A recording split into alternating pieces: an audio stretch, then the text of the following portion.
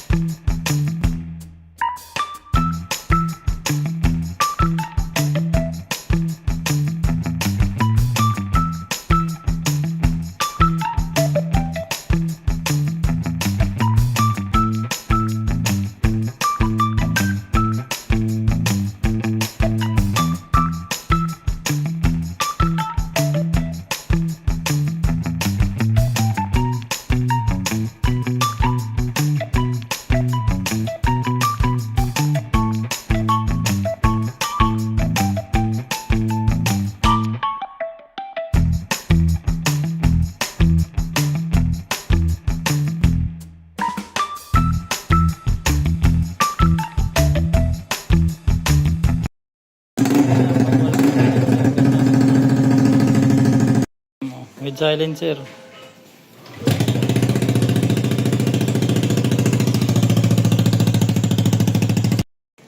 So ayun guys, ang ingay. Lalo pag wala yung silencer.